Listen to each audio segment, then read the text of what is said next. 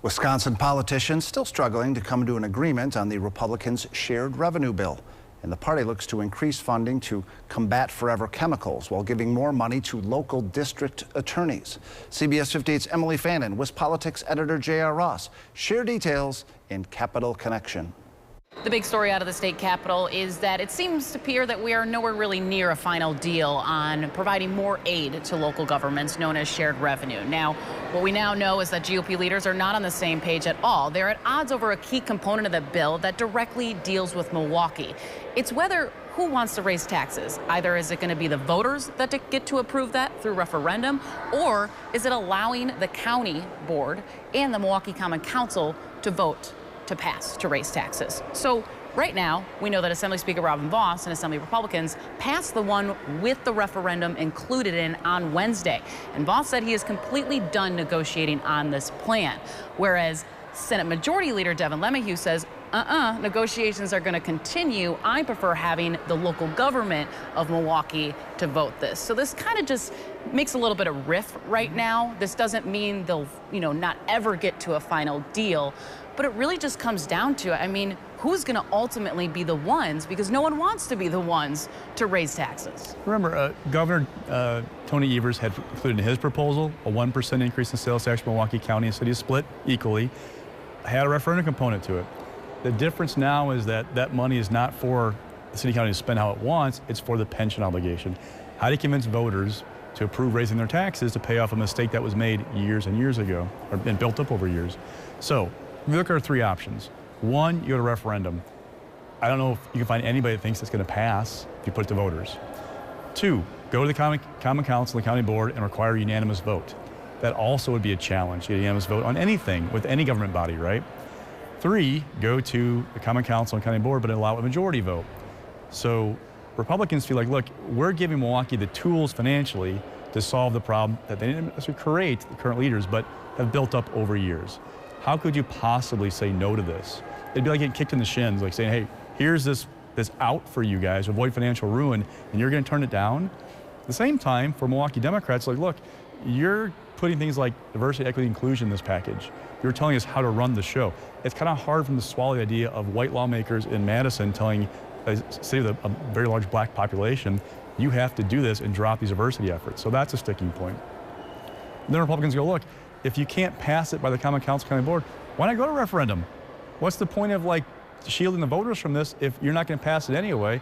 Because the reality is there's no other good option. There's no plan B right now other than the sales tax. And LeMahieu now said that he wants to refer the original bill back to public hearings next week. And right now, just ignore what Assembly Republicans passed with their amendment on Wednesday. But the big question is there a path forward? Is there a deal that can be reached between Milwaukee leaders, Governor Evers, and the two houses? There is. People tell me if you kind of expand the view of what's going on. This isn't just a shared revenue bill. This is a shared revenue bill next to a state budget. So you could game out, for example, let's say they take out the referendum proposal, right? Because Evers is opposed to it. The mayor, county executive say we don't want it, take that out, okay? If you look at what the Assembly did, there's still money laying around in this pot that would go toward local governments. You could add more into what they would get. That would make the governor happy.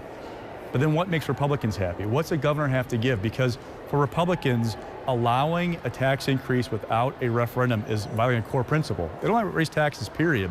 But not giving voters a say is like kind of one of their bedrocks.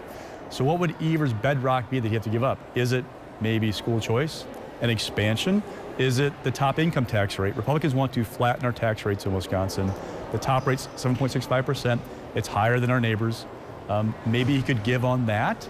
There are lots of things you can think of, but there's going to be, could be, give and take. You go, okay, I'll give you this, Governor, you give us this, and then they get a deal done, they can walk away happy. And speaking of the state budget, they really want to get this thing figured out before they start crafting it. But lawmakers have begun that process. Republicans on Joint Finance approved two significant measures that would start allocating millions of dollars. One would be for pay raises for state prosecutors and public defenders after they haven't seen a pay raise in a very long time, and they've been needing it because there's been such a shortage across the state. On the other hand, they took up water issues, water contaminants, also known as PFAS, forever chemicals. So we're starting to see them begin this process. but there's not always going to be agreement on both of these issues. Raising wages for public defenders did see unanimous vote, but on PFAS there was a little bit of sticking point. Yeah, and with the DAs and public defenders, they'd gotten small things the last two budgets. They had not gotten, we were talking $18,000 in your annual income, but there's also a crisis going on. And for Republicans, maybe it was driven home by the Dodge County DA resigning in January saying, I can't do this anymore. It left the office shortly thereafter without anybody on staff to prosecute cases. They had to bring retirees to do it. So there's that piece. With the PFAS piece, Republicans look, we gave $125 million to this effort. That's more than Evers and his $107 or $108 million, right? But the policy's not in the motion. It's in a separate bill, which is no guarantee that bill will pass. So Democrats are going, look, great on the money, but where's the meat? Where's the beef here? What's the details? And their point is, there's no guarantee that bill will pass. All right, that will do it for this week. Thanks for joining us.